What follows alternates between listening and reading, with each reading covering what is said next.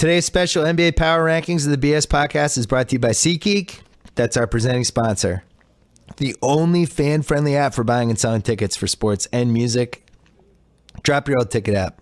Use one built for 2016 and beyond. Do everything on your phone. Download the free SeatGeek app or go to SeatGeek.com. We're also brought to you by Dick's Sporting Goods. In recent years, over $3.5 billion have been cut from school sports budgets. The Dick's Sporting Goods Foundation is trying to reverse this funding crisis. It's already saved hundreds of teams from being eliminated and still needs your support. This holiday season, purchase a pair of green shoelaces at Dick's to show your support for youth sports. $2 of each pair sold will go directly to help one of the hundreds of teams in needs. Visit sportsmatter.org to learn more.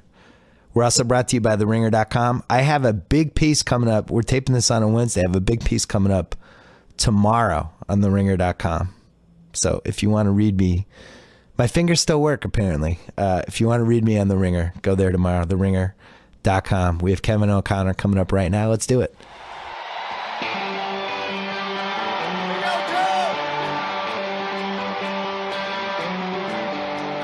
All right, on the line is Kevin O'Connor from The Ringer. We are about to bang through a power rankings list that we actually agreed with. Although I did flip number 4 and number 3 after what we witnessed last night. How are you? Doing great, Bill. How are you doing? All right, so we're going to zoom through these. We have to do 30 teams. We're going backwards. We're going from 30 to 1. And for one of the few times I can remember ever making one of these lists, that 30 and 1 are both kind of up in the air. And we actually disagreed on one. I don't know if we totally disagreed on 30, but you can make a case that the 30 that we have should not be the 30. But we're going to break these down by tiers. We have 9 tiers in all. The first tier is Tankapalooza 2017. There are 5 teams in this tier. The teams are number 30, Philly, number 29, Dallas, number 28, Miami, number 27, Phoenix, and number 26, the very scrappy and very hopeless Brooklyn Nets. So let's start at 30. Why do we think Philly is the worst team in the league? Well, when Joel Embiid's not on the floor, I think they're pretty much an unwatchable team so far this season. But when Embiid is playing, they're perhaps number 1 in my heart in terms of rankings. But he's not playing every game, and when he's not on the floor for them, they're just not very good. I think they're 30 because they're still in the process stage right now. Dario Saric is developing, but he's not where he needs to be. Still haven't gotten Ben Simmons back. Hopefully, when he returns to the floor, we're able to bump them up. But right now, they're just not at the stage where they need to be. Embiid's only playing like 22 minutes a game, and he's putting up ridiculous per minute numbers, and he's so freaking fun to watch. Did they say when his limitation on the minutes is that going to be all year, or do they feel like that's gradually going to wear off? I think that's supposed to wear off at some point during the year. Okay, because I have a feeling it's not going to wear off, and I have a feeling we're going to see Ben Simmons later than usual. I mean, part of the issue with that team is they stockpiled too many assets that were too redundant, and I don't know what they do. I mean, Okafor has taken a big step back this year, both statistically and with the eye test. They don't really have any point guards to get these big guys the ball that you would consider above average. Noel hasn't even come back yet. He seems like he's taking his sweet time and trying to put a gun to their head and get them to trade him. So I would assume they're going to make a trade, right? Yeah, I mean, at some point, like you mentioned, Noel and Simmons, when those guys get back on the floor, there's going to be even less available minutes for everybody, for Okafor, for Embiid, for Saric playing the 4. It's hard for them to get guys minutes at the positions they should. And even a guy like Robert Covington, personally, I think he's at his best when he's perhaps playing a small ball 4 spot, or at least the 3 with floor spacing. But when you have, like, if they run a lineup with, I don't know, Okafor, Simmons, and Saric, and then they have Covington at the 2, I don't think that's the best scenario for his personal development as a player. Never mind the fact that there's just not enough available minutes for all the guys they have. So yeah, I would say at some point they should and need to make a trade. Yeah, and the other issue is that everybody knows they need to make a trade, and I'm sure they're gun shy about giving somebody away for 40 cents on the dollar, but you know, Saric isn't playing that well. He's not shooting that well. I like him. I liked him internationally, but you know, offensively, I have some questions after watching him for 20 games. But at the same time, when you have players that just don't fit as a 5-man nucleus and so much redundancy, it's hard to say, which guys even would thrive in a different offense. Like even somebody like Hollis Thompson who makes threes, there's not a lot of guys who make 40% of their threes, and everybody's looking for those guys. You could just cherry pick 4 or 5 guys from this team and plug them in. Like for the Celtics, Noel would really potentially make an impact for them. They don't have anybody like him. But what's he worth? Yeah, or even a team like Portland.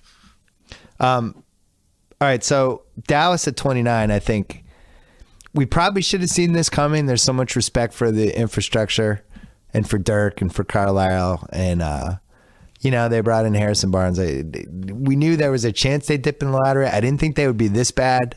I didn't realize that Wesley Matthews was going to be one of the worst starters in the league. Darren Williams losing it might have been a little bit predictable. Dirk being banged up might have been predictable.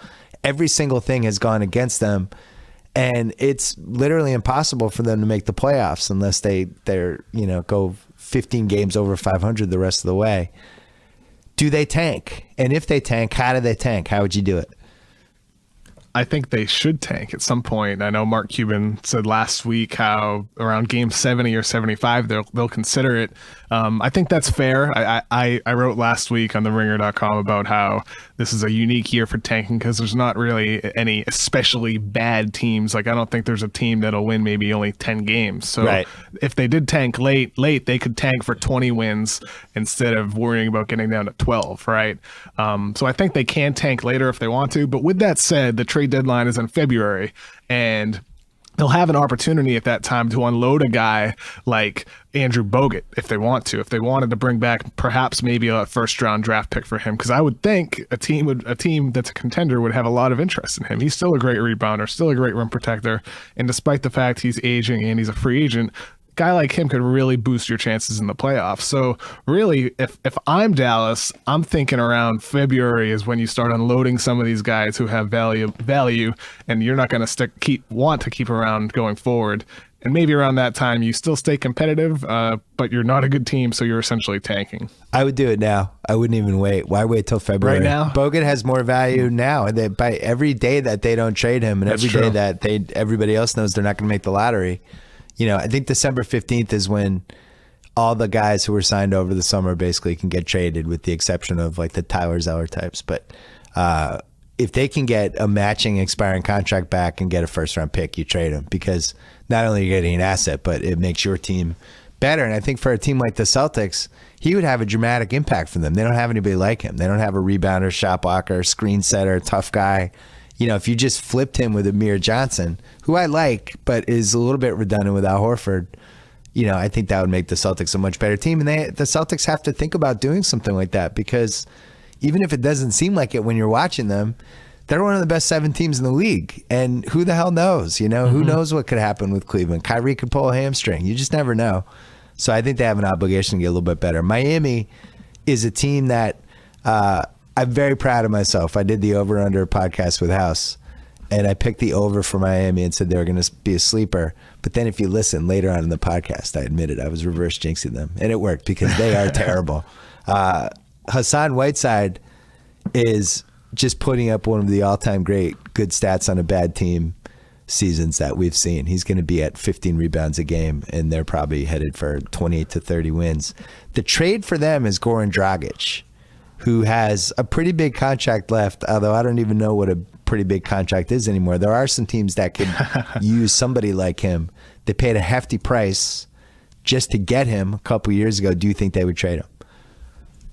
I think they could, and I think perhaps they should. I look at them very similar to how we just spoke about Dallas. I think they're a team where if they were to tank and if they were to unload some of their better guys, and if they were to get a top pick, in some ways, I don't know if these are teams that want to be necessarily patient. I know Pat Riley definitely wouldn't want to be patient, but if you have that top pick in a draft by tanking and trading these players for assets, you can turn those assets around and use those in trades to have a fast rebuild, right? Yeah. Tanking doesn't necessarily mean the Sixers definition of tanking, right? I think the tank this year could lead to a faster rebuild. So yeah, if I were them, Dragic has, I think, 3 years left on his contract, and maybe with an option, I think a player option on the 4th year. So look, is he a guy that you see as a future piece for you if you're Miami?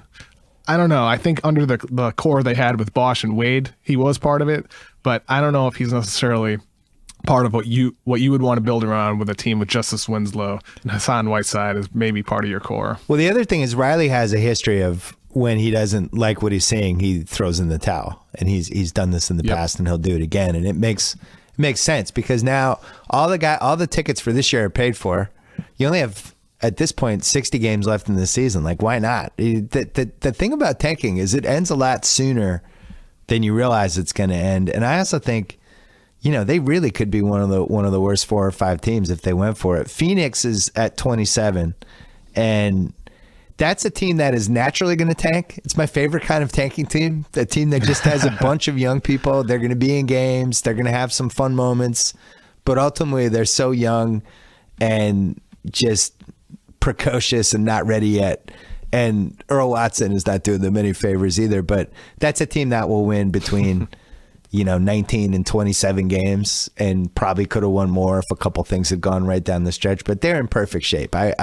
If I'm them, I would just keep it going. They have a Brandon Knight issue that, they paid a pretty hefty price for him, although now with that Lakers pick, who knows? Maybe that Lakers pick isn't even a top 10 pick that they gave up. But Brandon Knight is the only person on that team that I could see them trading. Is Brandon Knight even worth anything?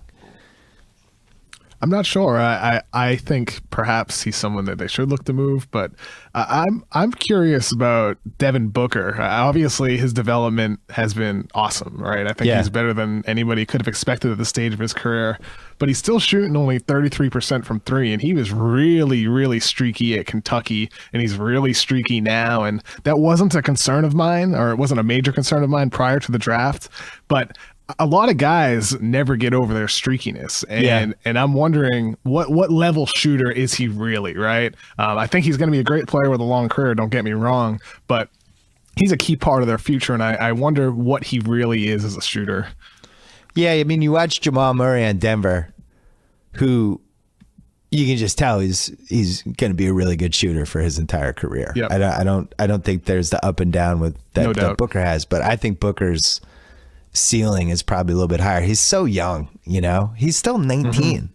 He was the youngest guy in the league last year, and he's basically the equivalent of a rookie coming in this year.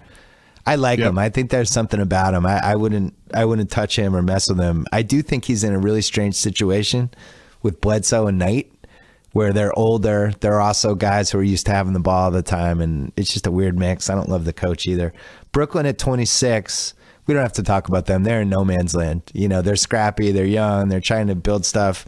They don't really have any building blocks whatsoever, but they have no incentive to tank because the Celtics are going to swap picks with them. So you're going to have nights like last night where the Clippers show up. They're in a fog. I was texting my dad at one point, is Doc throwing this game to fuck with our pick? Because it felt like it. And then they win in double overtime, and those are the kind of games that make the difference between the Celtics getting the 5th pick or the 1st pick. I don't want to dwell on that. I feel bad for Brooklyn to the degree that I think everybody on that team's trying. I don't feel bad because the Celtics have their pick this year and next year. Let's go to the maybe tankers.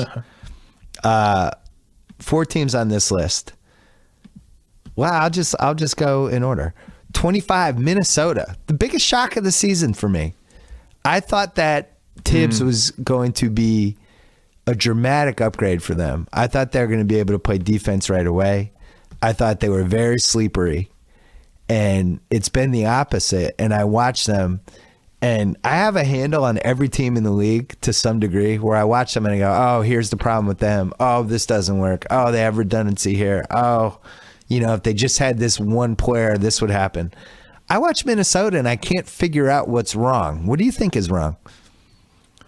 I feel the same, Bill. It's hard to tell. I mean, I know if this has been talked about before, but they still have the 3rd best net rating in the first half of games, and it's the worst in the second half. They just collapse, and over again. It's really, really hard. Yeah, it's a repeat every game, really, and it's hard to put my finger on what area it is. I know Towns' numbers drop a little bit in the second half of games, and in some ways, I think maybe expectations, or at least personally for me, were maybe a little bit too high for him to start this season. He's still been tremendous.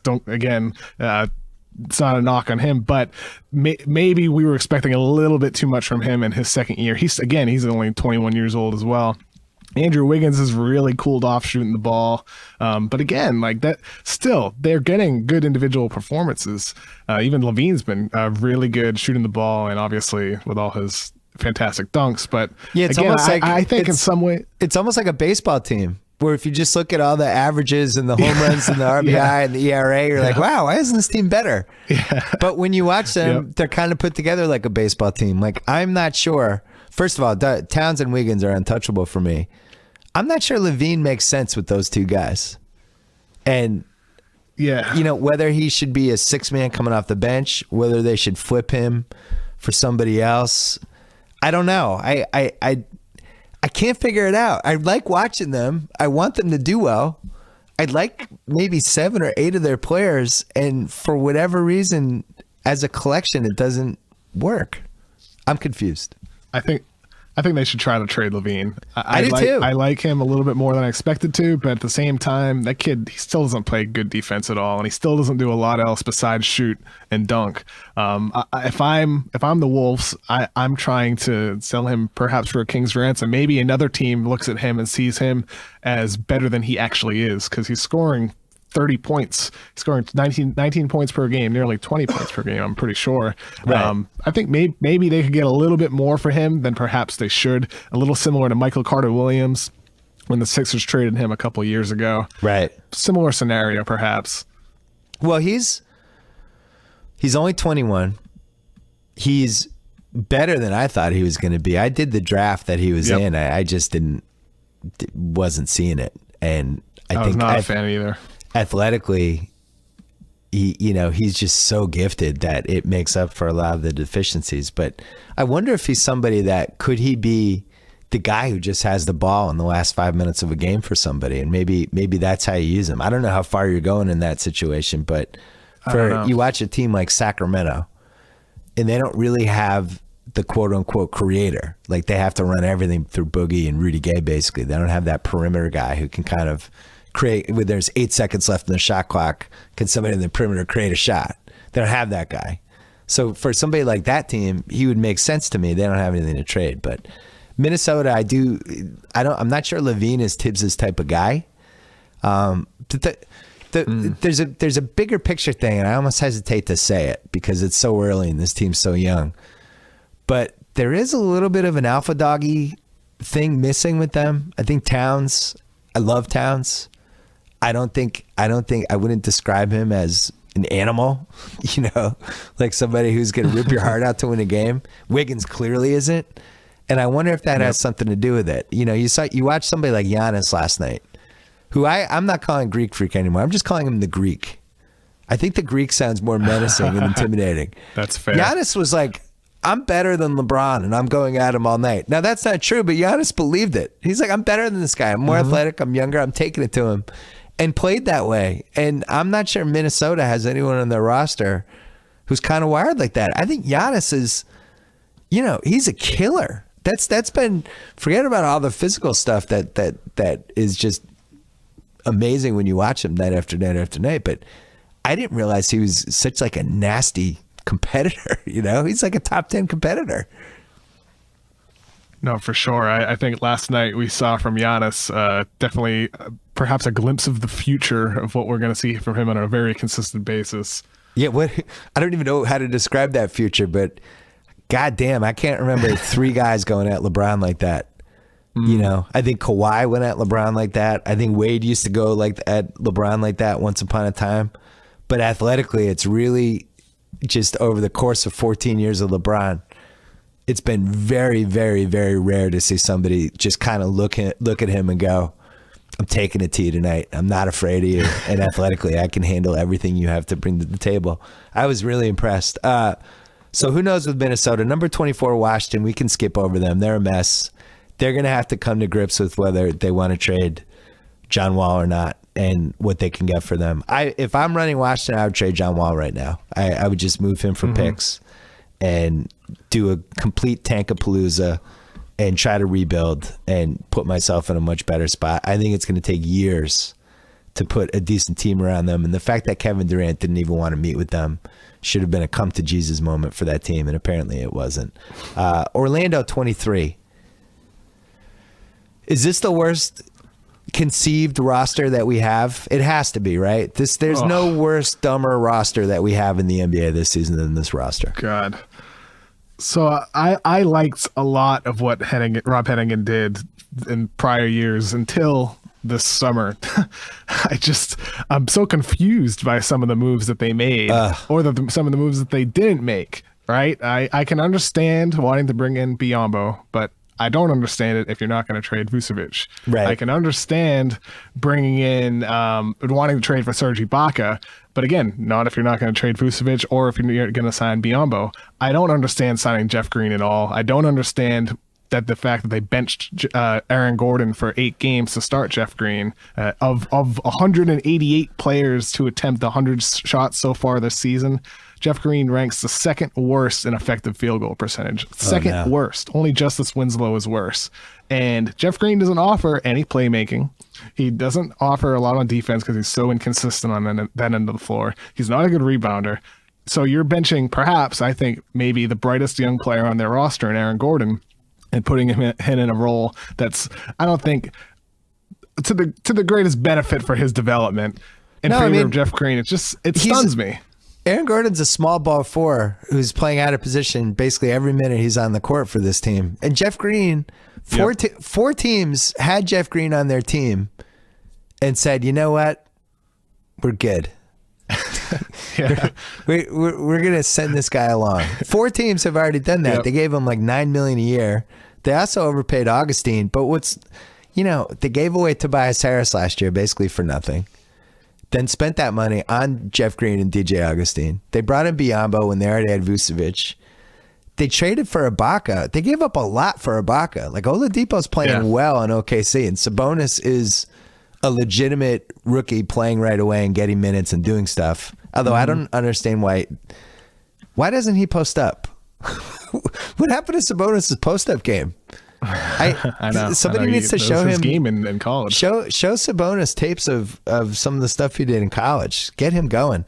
But that trade was terrible, and I think Ibaka is on the wrong side of his career. If he thinks he's getting $30 million, God bless Serge, but I'm not seeing it. You're not getting $30 million putting up 15 and 7 a night. That team he's a free agent next summer too. That team needs to make a bunch of trades. And what's interesting, we didn't even mention Hazonia, who gets DMPs, who's the 5th pick in the best draft of this decade. Just like he did overseas. Yeah. He was the 5th pick in the best draft of the decade. So obviously this team has trades to make. I don't think Hennigan should be the one making those trades. I hate saying somebody should be fired, but if I own Orlando, I'm getting somebody else to make those moves. I don't know who that is, but too much. Just an unbelievably weird roster. And the funny thing is there are teams that could use some of the guys that they have. So there are trades for them to make. New Orleans at 22, there's a team that just has nobody I like other than Anthony Davis. The Buddy Hield for Jamal Murray. Not a Buddy Hield guy?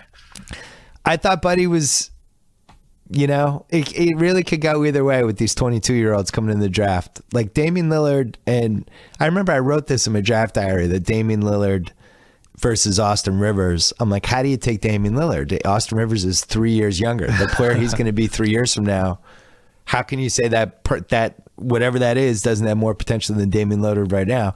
Of course, that was idiotic. You go the other way, Buddy Hield versus Jamal Murray. And now if you do it over again, take Jamal Murray 100 times out of 100. It's basically the same argument, but that time it worked. And that's a really bad missed pick for them because he would have been a nice fit with Davis too. I don't know what they do. They obviously can't trade Davis. He's putting up 31 and 11 every night and winning games by himself. But I feel bad for the situation he's in. I do not feel bad for him from the sense that he signed up for the situation and knew that they had a shaky front office and a shaky ownership and not a lot of building blocks around him and signed up for it anyway. So what would you do to save the New Orleans situation?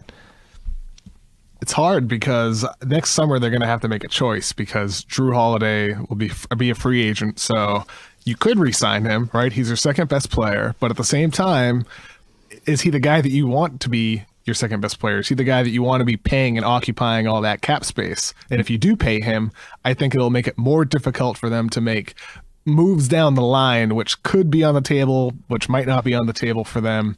So it would just inhibit their flexibility to make moves if they were to sign Holiday. But at the same time, if they don't sign Holiday, they'll be even worse than they currently are. So I wonder if in some ways, and this would be risky for them, but really, is the solution winning the draft lottery? Is it just pure luck and nailing that pick and getting another star player, right? I mean, is that really their only path for them? Because I don't see a path through trades. Unless they traded the pick, and free agency. I don't see how they're a destination. So I wonder if the draft and getting lucky is their best route. I rarely recommend this, but I would in this case. I would trade the pick, and I would try to get.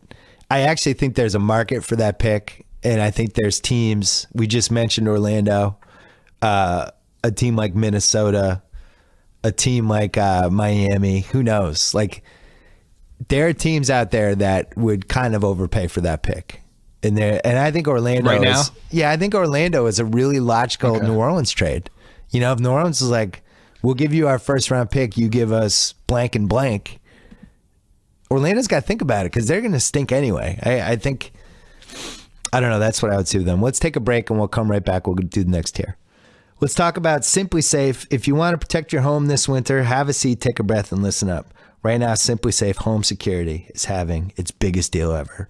Protect your home. Save big. Get $200 off their exclusive holiday package. Oh, yeah, you heard me. $200. With Simply Safe, you won't have to worry about burglars casing your house, and you don't have to worry about weird noises at 3 a.m. Simply Safe protects your family with 24/7 professional security monitoring and enough sensors to defend your entire home. You get 24/7 professional monitoring for just $15 a month. That's less than half what the other guys charge, by the way. And by having it, you could save up to 20% on your home insurance. Try Simply Safe right now.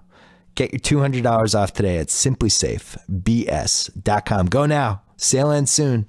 Simply Safe with 2 eyes. Once again, simplysafebs.com. All right. We're a little behind schedule, so we got to zoom through this a little bit. This next group is the Young and Hungry group. It's a very fun group. We have 4 young and hungry, really fun teams. Detroit is probably the one that's underachieved the most. We don't really need to talk about them yet because it's hard to assess them until Reggie Jackson comes back. The one thing I wanted to ask you is Stanley Johnson. Did they whiff on that one? I was split a little bit on Stanley Johnson in that draft. I like a lot of what he does, but at the same time, there's things in his game that they just weren't that attractive to me. And in some ways, I think perhaps they did whiff on him, especially taking him over Justice Winslow. Even though Winslow isn't scoring the ball well, just like Johnson isn't, Winslow does so many other things well on the floor as a playmaker, as a versatile defender, as a leader. And Stanley Johnson, I don't think, has those intangibles that Winslow has. So I would say that they whiffed on it, even though I'm not ready to say that with full confidence since it's only the beginning of his second year. It was a double whiff because at the time I would have rather had Winslow than Stanley Johnson. But then they also missed out on the Trey Lyles, Miles Turner. Yep. Who's the other guy? Devin Booker. Who's the fourth guy in there? From 11 to 14 was a murderer's row. Or maybe those are the 3. I can't remember. But yeah, they missed out on all those guys. And Stanley Johnson's barely playing. So Denver, you and I are both infatuated by. Denver is one of the great rebounding teams in modern basketball. They're rebounding almost 50 boards a game. There's certain matchups. Like when they played the Celtics, I was like, fuck, we have no chance in this game. They're dominating us. They have 3 guys, I think, that are close to 8 rebounds or above 8 rebounds. Fareed, Nurkic, and Jokic. And it's a really nice roster, and it's kind of dangerous. And did you throw this out, or did we talk? I can't even remember where this came up with, but the Moutier and something else and a pick for John Wall type of trade would really make this team interesting, especially if Jamal Murray took off. I actually think they're underachieving. What do you think? I think, you mentioned the John Wall trade. We did talk about that before. And yeah, I think for them, sure. I think getting a superstar like John Wall would perhaps send them to a higher level.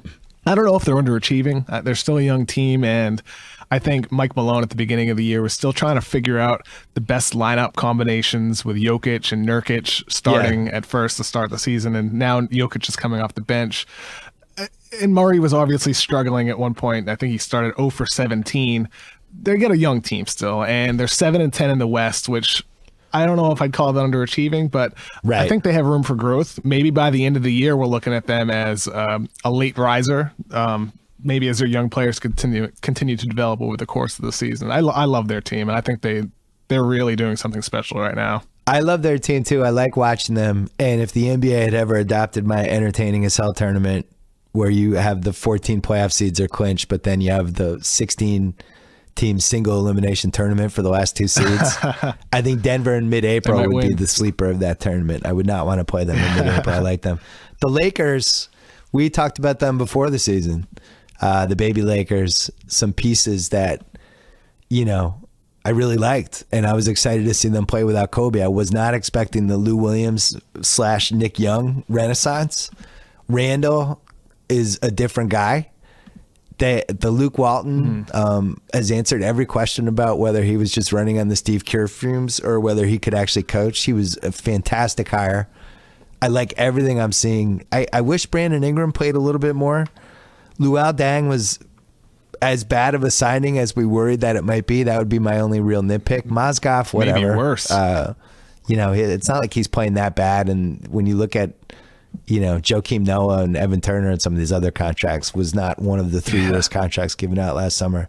I really like what the Lakers, the foundation that they have. And it's fun to watch Laker games again. It's more fun to have a fun Lakers team in basketball. It just is. What do you think? Oh, absolutely. They've been probably one of my favorite teams to watch, really, especially of the group we're talking about here. I think, really, in some ways, I think this goes across all sports. General managers and coaches often don't win the award in the year that they deserve it, because usually the coach or the GM that wins it is on the championship team or a team that won the most games or top 5 most games. But what Luke Walton is doing with this team, installing that system successfully with these young guys and how they're embracing it, and how it's kind of cheesy, but their thing that they say coming out of timeouts, I love basketball. Right. Just the chemistry these guys have compared to the Byron Scott, Kobe Bryant era. It's unbelievable, I think. And honestly, I think Luke Walton should get some Coach of the Year award votes by the end of the season, just because of what he's done with this team so quickly. The funniest prank ever would be if Luke Walton went into the locker room with hidden cameras and told everybody that Kobe has decided to come back. I really think it'd be the greatest prank. I really think it would be like a tsunami warning. I think people would be running out of the locker room at full speed, bowling over each other and stepping on equipment managers. We should mention with the Lakers, they did get lucky in the lottery. They did pick 7th, 3rd, and 2nd. They were in 2 straight lotteries where they won one of the top 3 picks. This could have gone a lot worse. They could have ended up, especially, I think they get a lot of credit for taking Russell over Okafor. That was not a popular pick at the time. But Brandon Ingram, that was a 2-player draft, and then after that, who knows? Jaylen Brown versus Jamal Murray, and from 3 on, it was just everybody had an opinion. But Brandon Ingram was the prize, and they were really lucky to get him. Milwaukee at 18. This might be too low after what we watched last night. We might have underestimated the Bucks. I'm reconsidering this one a little bit. They should be up in the next group at least. Yeah, they have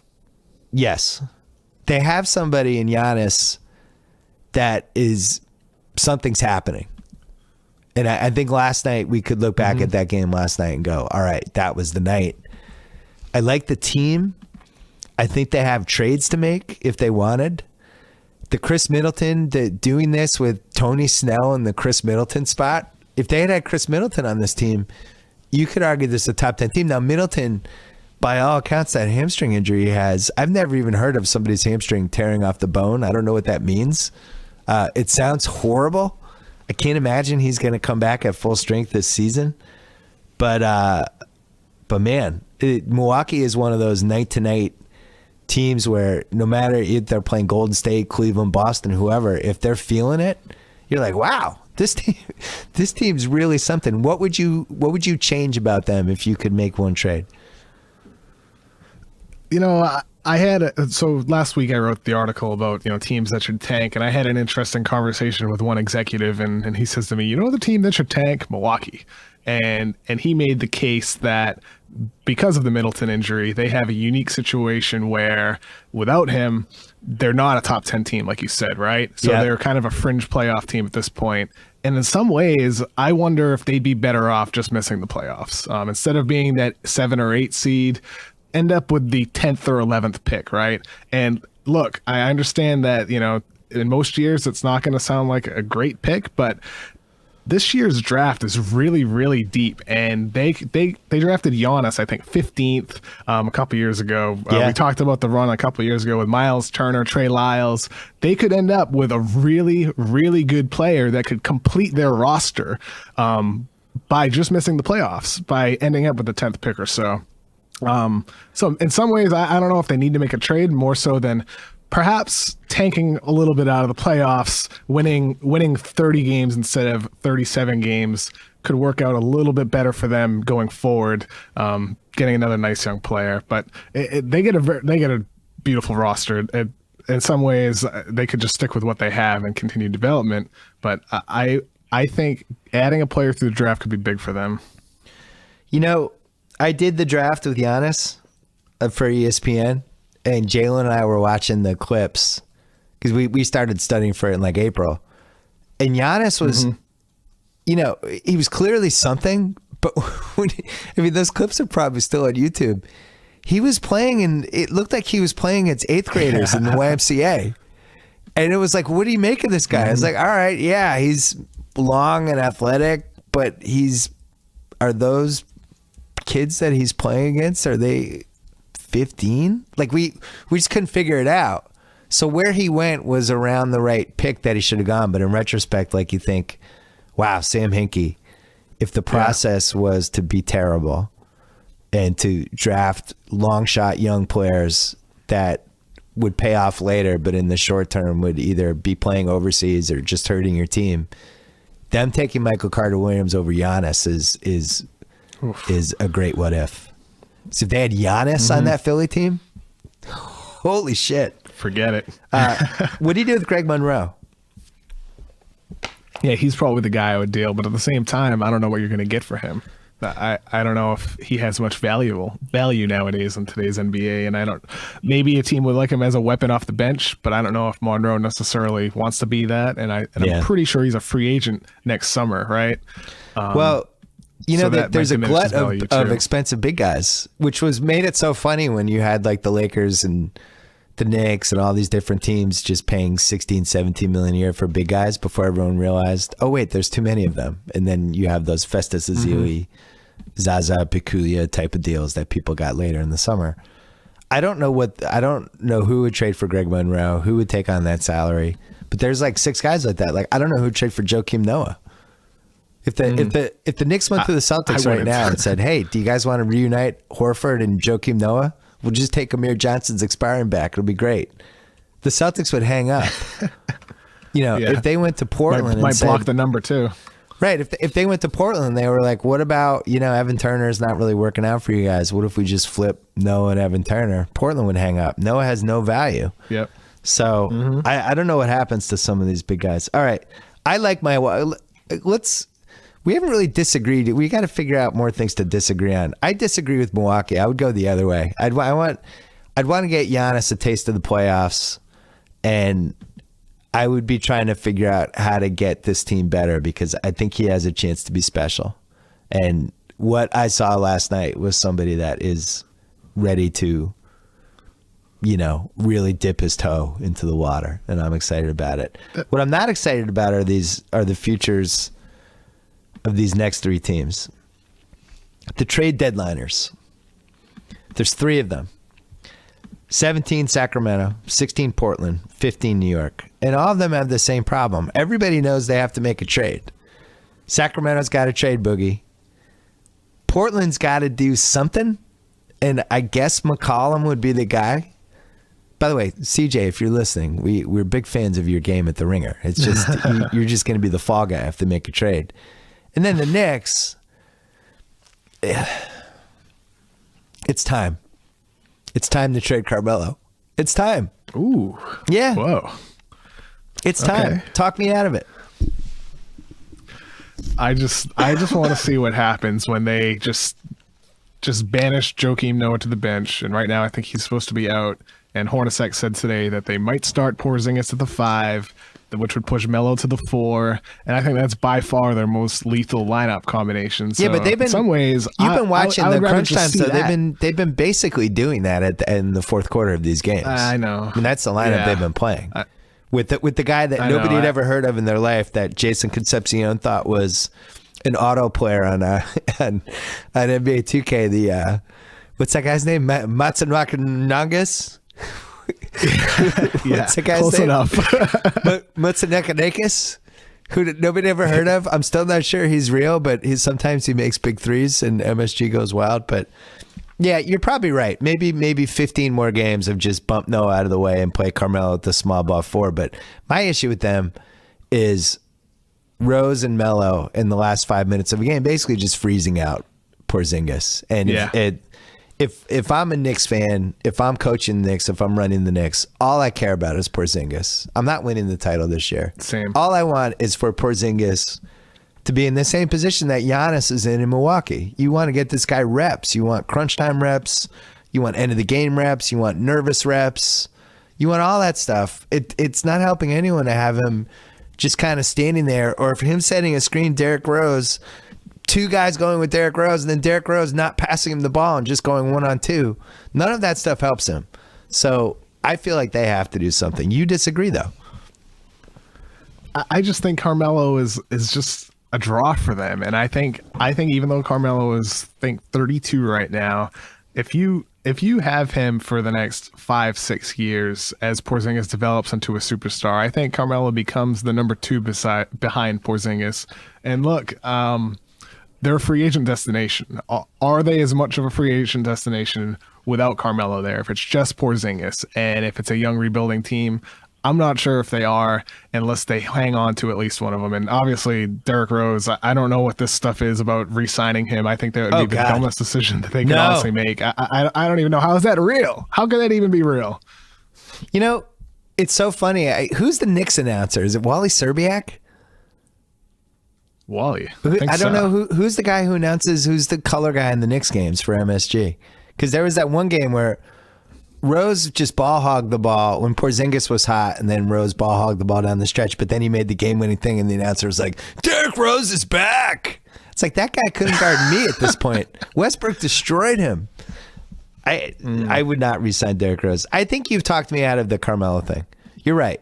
But the key is Carmelo has to accept that he's the wingman for Porzingis, and I don't think he's even 5% close to accepting that yet. I still feel like he thinks this is his team. He does not see maybe the writing on the wall here. This is Porzingis' team, and that's where this is heading. And the sooner everybody who runs that team realizes that, the better they are. Sacramento is Boogie's team. We have them at number 17. He's not going to stay. The team's a mess. They're going to go in the lottery again. He's going to become increasingly more unhappy. Just trade him. Trade him now. You're not re-signing him. Why wouldn't they trade him now? I don't understand it. Explain it to me. I think in some ways they're just holding on to that hope of being able to bring a guy in to pair with Boogie. I know the other day he said before the game against the Wizards he was half joking, but I think he was in some ways mostly serious of how it would be nice if John Wall were a Sacramento Kings jersey someday. And that's a great idea. I mean, it would make a lot of sense to pair Cousins with John Wall. However, the thing is they don't have the assets to trade for a bona fide star player. They don't have They don't have the rights to their 2017 pick because it has protections. They could lose it if it's not a top 10 pick. They don't have their 2019 pick, so they can't trade their 2018, and they can't trade their 2020. So the next first-round pick they can deal isn't until 2021. And then their player assets, they don't have any players that are worth putting together for a package for John Wall. Papagiannis, young, talented player, but he hasn't proven anything at the NBA level. Cauley Stein, I like him still, but too. Again, not a ton of value. Skal Labissiere, talented young player, but he fell in the draft for a good reason. Yep. Malachi Richardson, I'm not a fan, and I know a lot of teams aren't fans of him. Some teams were. There's a lot of split on Malachi Richardson. So they don't have a lot of players that are great value assets. So I don't see a path for them to bring in that star player unless those guys suddenly show this drastic improvement. I think Boogie is just the best way for them to get another top 10 pick and more young players, and then build through this stacked draft and have a young team. And then next year, you're looking more like the young Lakers roster with a lot of talent and less like the Kings, who were just stuck in the middle for years. Yeah, if they hadn't given away all their assets, then their John Wall trade would make sense. But unfortunately, they did. Yeah. And it is impossible for them to get anybody who could be the second banana for Boogie. And I don't know. I also think the fact that he's shooting threes a little bit now and making them, the way he plays offensively, a team like the Celtics has to think about it at this point. And I don't know what the price is, but it's at least this year's Brooklyn pick, and it's probably next year's Brooklyn pick would be my guess. I think it's both picks and some contract that matches up with him. But I think, if I'm Sacramento and that's on the table, I'm taking it. I really am. I'm just taking it right away. If I'm, Orlando, and I basically pay 150 cents on the dollar for him, you have to think about that too. I haven't really been able to find the perfect trade. I hate the fact that Boston is the most logical place for him to go, because it makes it seem like because I'm a Celtics fan, that's what I'm trying to drive. But just find me a team that has more assets to make the trade in a way that would make sense for Sacramento. I mean, I guess you could say the Lakers would be the other team, but would they give up? It's true. Would they give up Brandon Ingram? Would they give up the European center? And they'd have to give up like 2 first round. I don't even know what would a Lakers trade look like for Boogie. I can't even tell you what it would be. You mentioned how the Celtics are just the most logical destination. I went to the Kings Reddit forum a couple of weeks ago and just posed the question, what do you consider a fair trade for Boogie? And obviously Kings fans were not happy with me even bringing up the topic. But the people who did bring up trades, all of them were with the Celtics. So it just they view the Celtics as the best package as well. Because, I mean, I mentioned the Lakers and someone jumped down my throat saying no chance that they would trade within the conference. And that would make sense. If I were the Kings, I wouldn't want to trade Boogie to the Lakers either. I'd want to trade him to the East, a destination where he would re-sign. Even if you're the Kings, I don't know if you would necessarily want to trade him to Orlando if you could potentially get more elsewhere. Because, look, when he becomes a free agent in 2018, I think the Lakers could potentially be one of the best situations for him to go into. Right. By that point, who knows what their team will look like. Well, and that's another thing. If you're trading for Boogie, you have to make sure you're going to re-sign him. The Celtics aren't going to give up 2 Brooklyn picks for him. There's a whole culture aspect that a team like the Celtics has worked really carefully to cultivate, that his behavior on and off the court has not totally fit in. Now, the weird thing is he's a great guy off the court. With the community service he does. I've done podcasts with him. I'm not that you're going to learn everything from somebody from that, but it's not like he's an asshole. I think he might have a competitive issue. He might just hate being on a bad team, and that might affect what he does. But I think if you're a team like the Celtics, and you saw it last night with Giannis, there's 12 guys in the league that matter. And if you don't have one of those 12 guys, you're not winning the title. And the Celtics don't have one of those guys. They have a guy in Isaiah Thomas who every once in a while can get hot and get there, but he can't do it consistently. And you need one of the guys. You just do. Houston has Harden. Is one. Oklahoma City has Westbrook. You need one of those guys. And that's what makes him so interesting and fascinating. And I just can't imagine why they wouldn't trade him. Portland, quickly, we have them at 16 between Sacramento and New York. I thought when they signed Evan Turner that he was going to have the ball in his hands. He doesn't. They're playing him off the ball, which is exactly what the 2014 Pacers did, and it was a disaster. I don't understand why you would sign him and play him the way they're playing him. And it just seems like they stockpiled a bunch of contracts for some sort of trade that I guess they think is going to happen at some point. Maybe it's like Brook Lopez. Maybe it's Vucevic. Who knows? But one of the issues, one of the issues for them is their team isn't playing well. You know, like Crabbe's not playing well. Turner's not playing well. Noah Vonleh, I guess, is just a whiff. Is he a cross-off?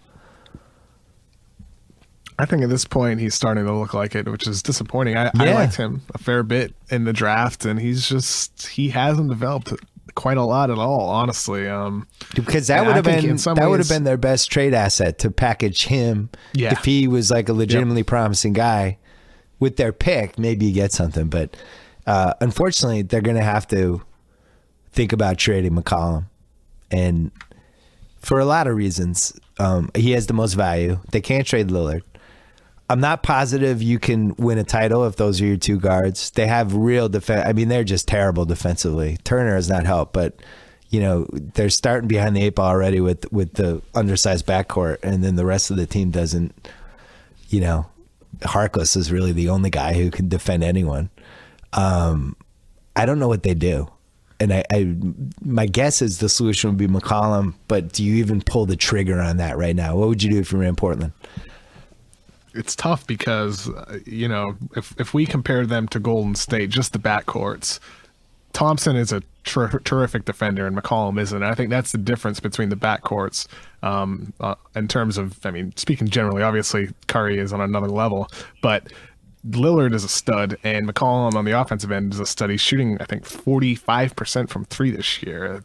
Dude has really no weaknesses on the offensive end. Right. But it's just not a great fit. They don't defend the point of attack well at all. And I thought, like you said earlier, I thought Evan Turner was going to be a guy who would come in and be their Andre Iguodala in some ways, just their versatile defender, their guy who brings the ball up the court more often. But really, I think he still could be that, but he needs to just improve as a spot-up three-point shooter. I don't know when that's going to happen. He's 28. It's not happening. It's not happening. It can happen at some point, but I don't know if it is. It's not happening. He is who he is. The Celtics figured out how to use him perfectly. And when Portland drafted him, or when Portland signed him, I just assumed they would use him like the Celtics did, and they're not. I have a trade that could save this. Evan Turner to Sacramento for Rudy Gay. Does Rudy Gay solve their defensive issues, though? No, it basically allows them to get out of the Turner contract. It gives them somebody with some size who can play some small ball for them. For Sacramento, you know, they're chewing a big contract with Turner, but at the same time, free agents aren't really signing there. They always end up getting the lower level free agents, like the Flalo types. But Turner's somebody who could run their team. He could basically play point forward, or you know, he doesn't have to guard the other team's point guard, but he could have the ball in his hands. We saw him do that in Boston for 2 years. He's good at it. You know, it's not perfect for everybody, but against most teams, he's somebody that he knows how to feed people the ball. If somebody's hot, he'll get it to them. He can throw entry passes to Boogie. I think that would be a good team for both teams. And if I was Portland, I would be thinking about a trade like that over cutting the cord on the McCollum Lillard era, because, you know, NBA history says you can compete with two undersized guards like this. Like Phoenix did it with Hornacek and KJ way back when. You just have to have the right team around them. Right now, they don't. We're going to take a quick break, and then we're going to go to the top half of the league. Quick break to talk about Indochino. Every man looks better in a suit, so why get one of those generic off-the-rack ones? Try Indochino. It's one of the largest made-to-measure menswear brands. Let them help you find great-fitting, high-quality suits and shirts at an incredible price. Here's how it works.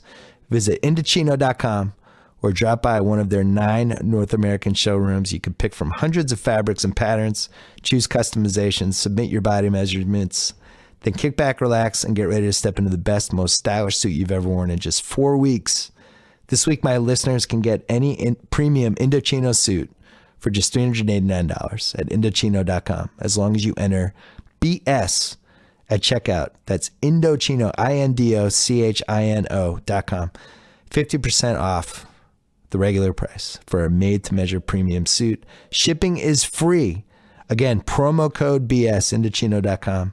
Get ready to look like $1 million. Quick break to talk about Distilled. They have revolutionized the fashion industry with their timeless luxury-grade denim. You get jeans that would normally cost you hundreds, starting at just $75. They eliminate excessive markups by refusing to work with middlemen. They ship directly to you for free. They guarantee the fit. They'll send you a new pair until they're perfect.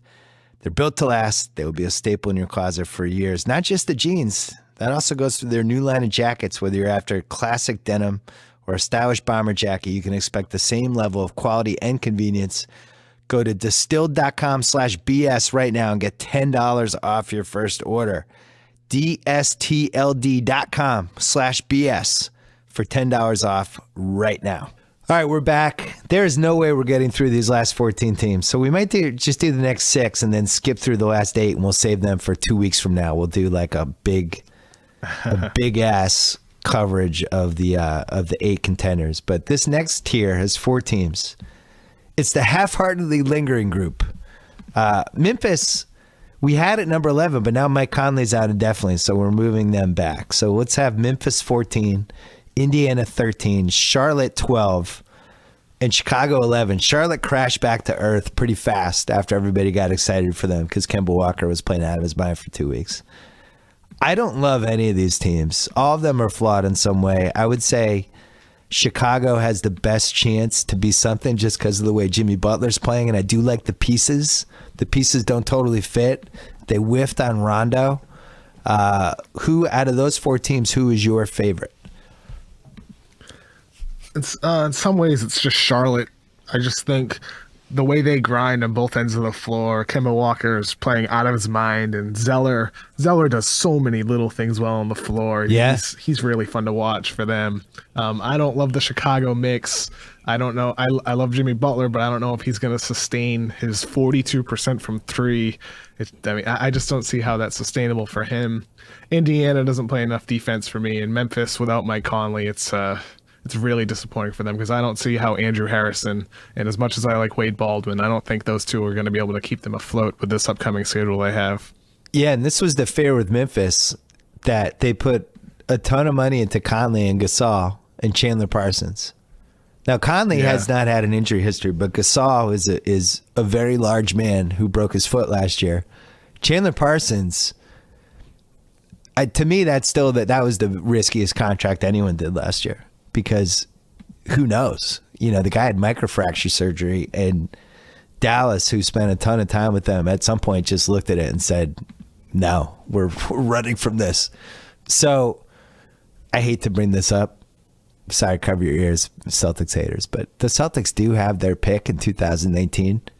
And it's unprotected in 2018. I think they get it. They can potentially get it a year before that, but this is a team in the West that I would be nervous if I was a Grizzlies fan. I know Chris Vernon, who hosts the Ringer NBA show, I'm sure he has a million thoughts on this, but the Conley injury doesn't help.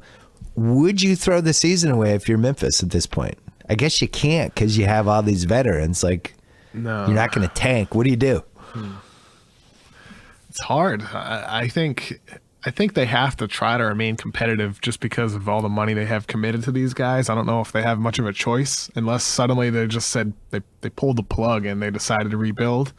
But at the same time, man, that Conley injury just came at the worst time for them because I really liked the way they were playing with him. I really did. They surprised me. I still didn't think they would be that good of a team, and I didn't think Marc Gasol would come back and be as good as he is this early. Me neither. And it just came at the worst time. I was shocked by Marc Gasol, and the reality is like it's Allen and Zebo and Parsons. Like these are all guys that you would have wanted 3 years ago, not now, which is always a dangerous sign for a team.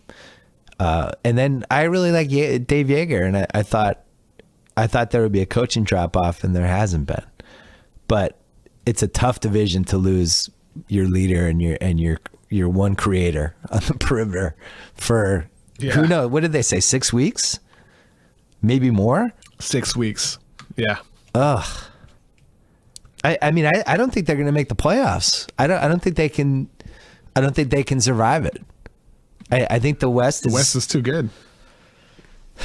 I just think the West is too good, right? Somebody's going to grab that spot. Does this open the door for one of the young teams?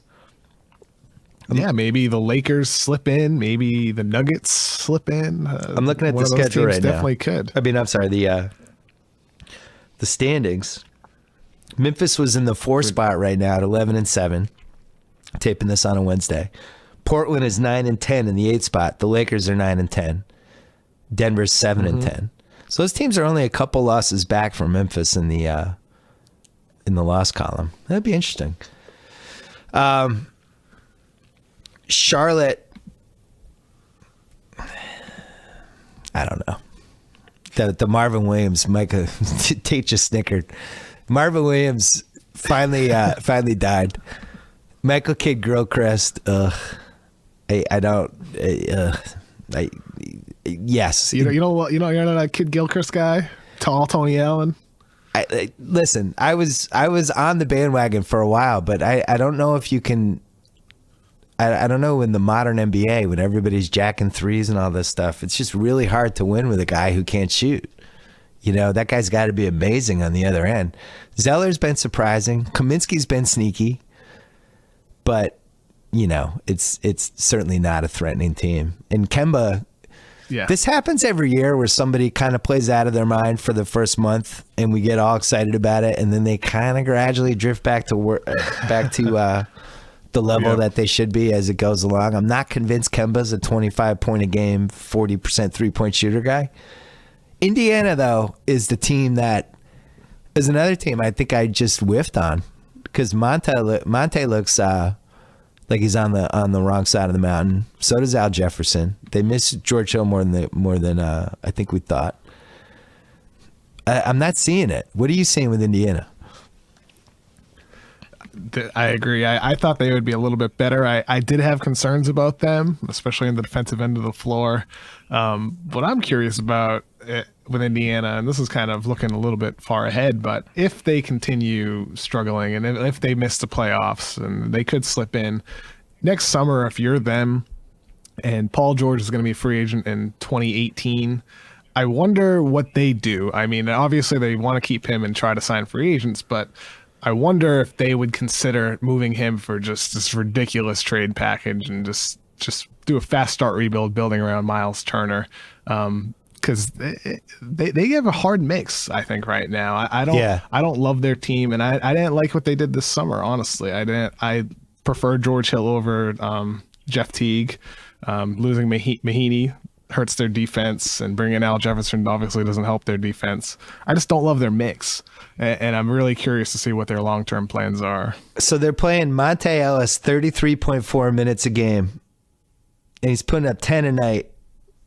Ugh. And he's can't shoot threes, and he doesn't play defense. Yep. So that's a problem. Then they have Stuckey, who's missed 10 games, but he's playing 19 a night. He's putting up 8 a game. Same issues as Ellis. And then Jefferson's, when you're a big guy who's a low post guy and you're shooting 46%, that's a red flag and a half. Yep. Before I give up on them, or before I even consider the Paul George trade, to me, it's like I would just stop playing Ellis, and I would redistribute the minutes and try to figure out that part of it. Because when I watch them, it feels like the right guys aren't playing, and the wrong guys are playing too much. So until they kind of recalibrate, I'm not going to give up on them. But I've been really disappointed in them. Chicago, too early to say on them. But the one thing I think we can say pretty definitively is that Rondo just looks like he might be done as an impact starter. I don't see it anymore, and he can't shoot. Mm-hmm. He doesn't really fit in with where the league went. Athletically, he's not exactly the same. Defensively, he comes and goes, and mostly goes. And and it reminds me a little bit of Joakim Noah, where it's just he looks the same, but then when you watch him play, he's not the same. What do you see? Oh no, absolutely, Bill. I agree. It's disappointing in some ways because Rondo has the ability to defend. I think he still has the ability to defend deep down inside. The way I look at him, it's like the way he defends, lazily defends. He does his reach around move where he lets the guy go by and he tries to poke the ball away. It's as if he still thinks he's a superstar on the offensive end of the floor, and he thinks it's okay if he puts in the minimum effort on defense. And it's just disappointing because. Yeah. He has it. I think he can still defend. It's just, I don't know if he has the self-realization that he is that guy yet. And even despite saying that, it's not like he's still necessarily the type of point guard you want on your roster in today's NBA because he can't shoot and because he needs the ball in his hands all the time in order to be effective. So I understood why they signed him, because they want to try to build a winning team. And maybe you wouldn't have gotten Wade if you didn't get Rondo. I don't know about that for sure.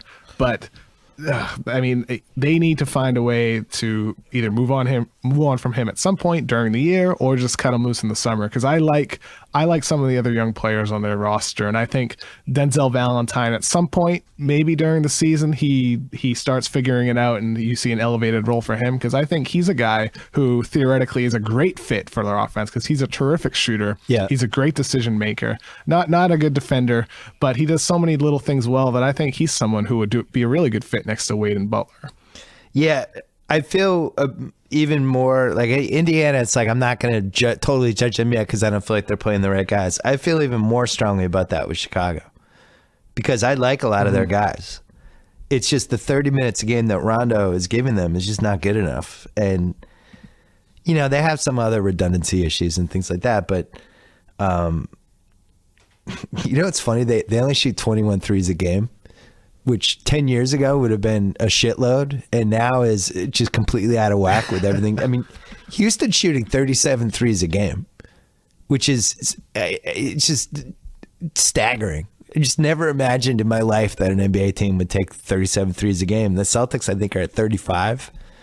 But the team that Chicago built, even though I like a lot of the players, doesn't totally make sense with where the league is. I do think they won. We should give them credit. I think they won the Derrick Rose trade. I think that was a good trade for them. I like Lopez, and even worst case scenario, you can just spin Lopez to somewhere else. But I would much rather have him and do the flyer with Rondo than another year at Derrick Rose. It'd be interesting to see how that plays out. I'm not a Hoiberg fan. I'm not sure he's helping with a lot of this stuff either. The Rondo Hoiberg thing. If you had to pick out of those four teams, one of them to become a second half contender, Indiana, Charlotte, Chicago, or Memphis, which one would you pick? I mean, I said earlier, right now I like Charlotte, but for contender in the second half, I'd probably go with Indiana just because of Paul George. They have the best player of those four teams, and Miles Turner could obviously continue to develop. I would pick Chicago, but I don't feel good about any of them. All right, next here, the semi-sleepers. Utah, the darling of the hipster basketball community, and Danny Chow at number 10 and Atlanta at number 9. Both of these teams have something in common. When you watch them play a team like Golden State, which I watched Monday night, I watched Atlanta versus Golden State. And not only will they hang, but they'll have the lead with like 10 minutes to go. And you go, oh, wow, these guys. And then they'll have just a 4-minute stretch, and all of a sudden they're down 4. They can hang with the good teams. They could get to the second round of the playoffs, but they're missing something. And Utah's, what they're missing is pretty obvious. Like, they don't have the go-to guy. George Hill is just way too go-to guy involved. Defensively, they're excellent. And all the metrics, and that's why when they started out slow, all the metrics everybody was writing about how the metrics favored them long term. Like, watch Utah, come on. Atlanta, I don't see a lot of growth potential in them. I'm not a Dwight fan. I do think at some point he'll check out or start doing Dwight stuff. He's already started a little bit. He had that crazy elbow. Who did he elbow? Zeller? I would bet, even though we have Atlanta over Utah, I think long term Utah might be a better bet to do postseason damage. What do you think? Yeah, I think you said it, Bill. The Jazz are 10th right now in our power rankings, but if they were like a stock, I would be heavily investing into them. They have 4th best net rating in the NBA, and that's despite George Hill and Gordon Hayward playing only 5 healthy games together. That's despite Derek Favors being out indefinitely right now. That's despite Boris Diaw not being 100% healthy. God. With Hayward and Hill, they're outscoring teams by 25 points per 100 possessions. They're undefeated in the 5 games they've played together.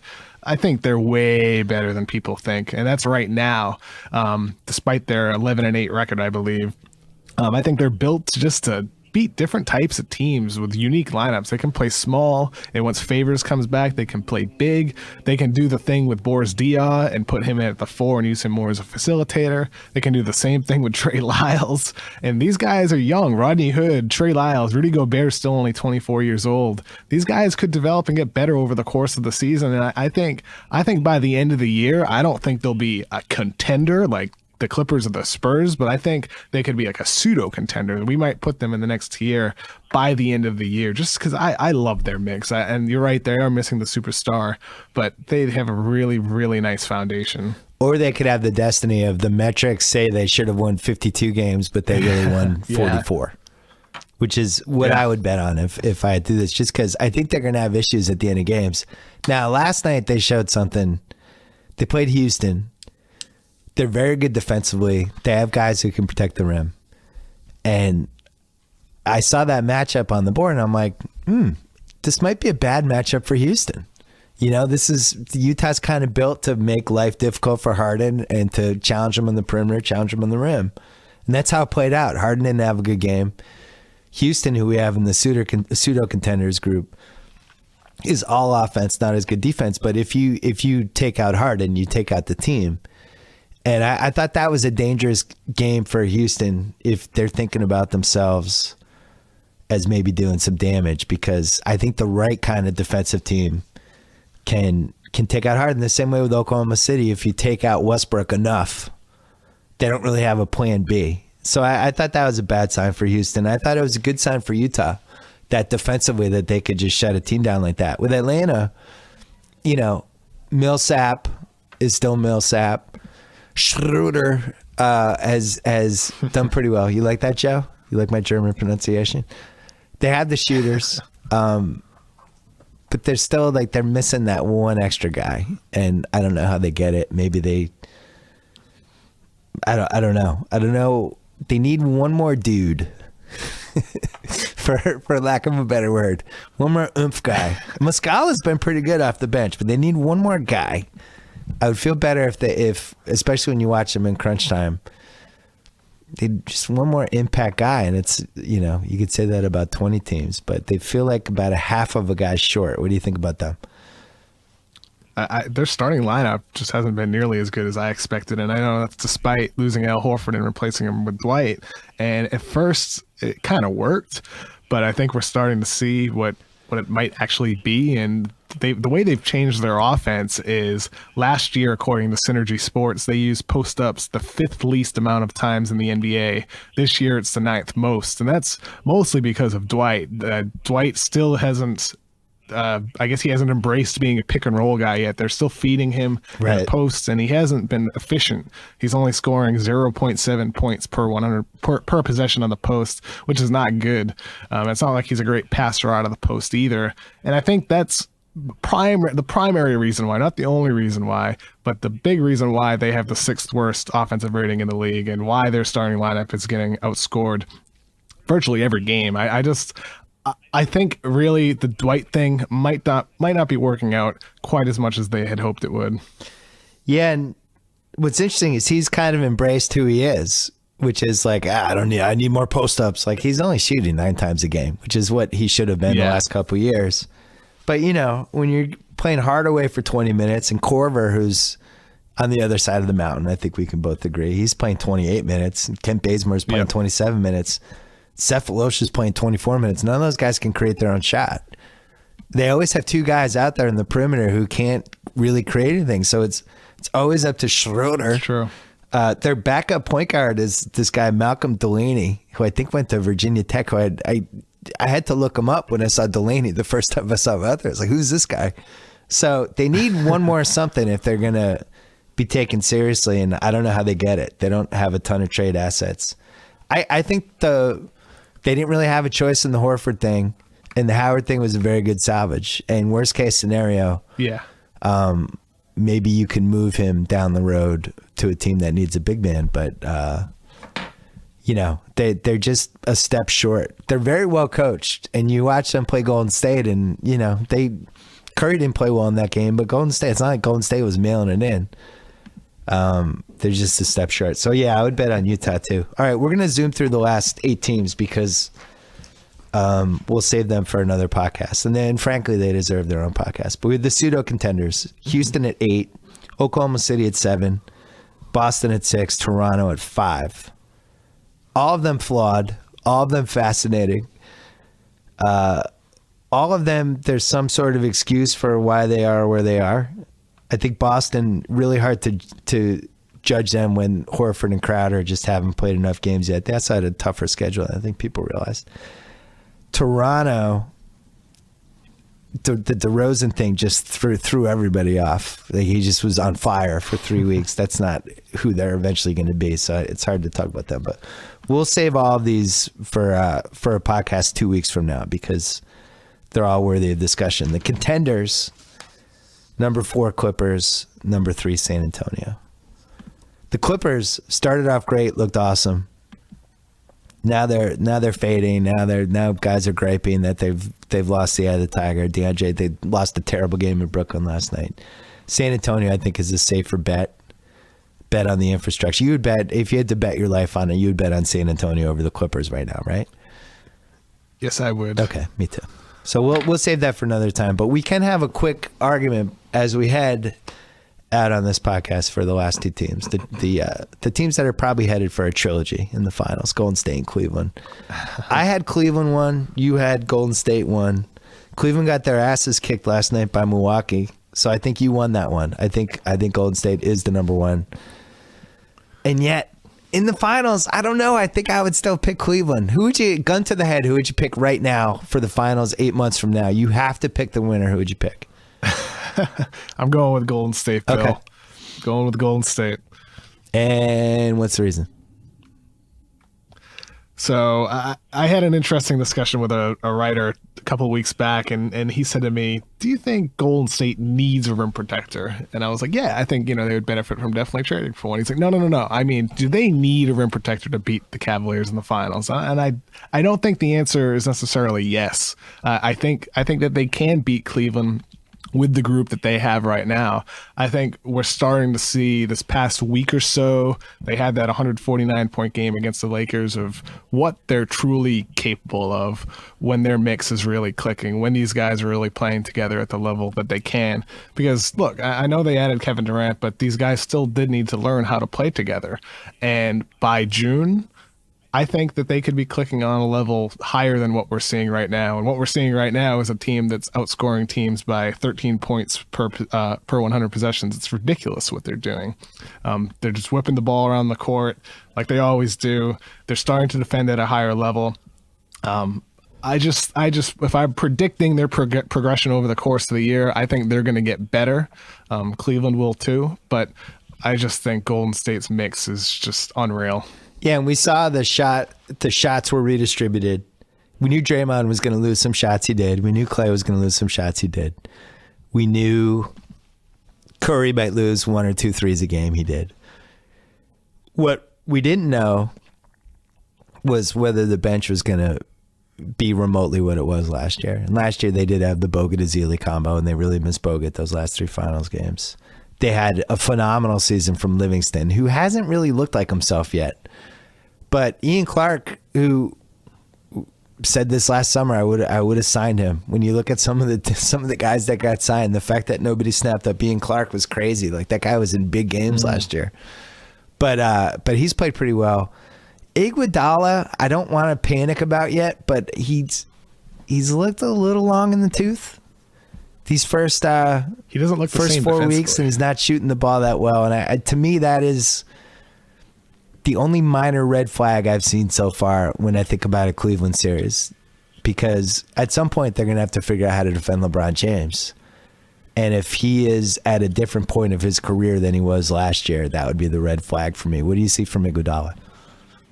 Oh, no, I agree, Bill. Iguodala hasn't looked the same defensively. In some ways, I wonder, is he saving himself? Is he conserving energy? It's like in hockey, playoff games just are played at a different level. The intensity, the aggressiveness. I wonder if maybe Iguodala is just waiting for that time in the playoffs to really ramp it up. Because look, you're right. What is he? 32 years old right now. A lot of miles. A lot of miles in that odometer. Yeah, a lot of miles. Yep. And two long playoff runs in a row as well. That all adds up. And Livingston has just not played as much as he did last year. And he's not being used quite the same way. And I almost wonder, because they have Durant and because they have another guy who can just handle the ball and take pressure off Curry, and you have all these, maybe they don't need him like they did last year. And if they did want to make a trade, he's really the only candidate. I think he makes like $6 million. They could stack a couple other salaries to get to somebody in double figures. But if they wanted to make a move, which I don't think they do, but he's somebody that I just don't think he's as valuable to them as he was a year ago. The big difference with Cleveland, other than that LeBron is doing what we thought he was going to do. He's scaled it back a notch. He's trying to get close to a triple-double every night, and he's doing more deferring to Kyrie and Kevin Love. But Love has been outstanding, and you could feel it coming all summer from the stories, from the fact that he was talking about how he couldn't work out a year ago, and he worked out all summer, and he lost too much weight last year. He got some of it back. He's shooting the three great. They have three outstanding offensive players, and Golden State has three outstanding offensive players. Cleveland does not have a Draymond, but man, it's funny. The trilogy, this is really shaping up as this could be the best version of the trilogy. This really might be the best version of these three teams from the last couple of years, which is crazy. I'm shocked every time Cleveland loses. I couldn't believe they lost last night. You know, I do think both of these teams have a chance to be high 60s for wins, and there's just, it's those two and everyone else, and that's just the way it is. And I think that's okay. If it is a trilogy, I'm really looking forward to it because, like you said, Bill, these two teams are better than they have. And one note, you said Cleveland doesn't have a Draymond Green. I don't know if Golden State has a Tristan Thompson on their team. Right. No, one of the things I like about Cleveland is they have answers for a lot of different things. You know, and Channing Frye's played great for them this year, but they can go big, they go small. They're prepared for just about any scenario, and they have LeBron. And you know, Golden State, I don't know if they're as flexible. Maybe they'll address that down the road, but I do feel like they were more flexible last year. Their ceiling's higher this year because Durant's incredible, and it's been really thrilling to watch him playing with great players every night and unleash a different part of his game that we knew was in there. But the movement and stuff has been awesome for them.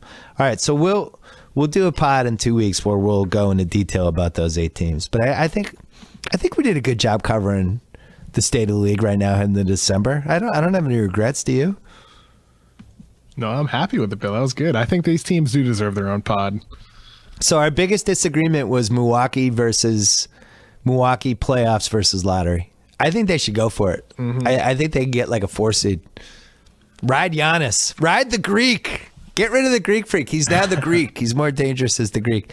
Kevin O'Connor, what do you have coming later this week on The Ringer? Right now, mostly working on something for next week. Something on a little bit in footwork in the NBA. Oh, good. Okay. All right. Well, read him on The Ringer. Thanks for coming on, and listen to him on The Ringer NBA show as well with Chris Vernon and Kevin O'Connor. Thank you.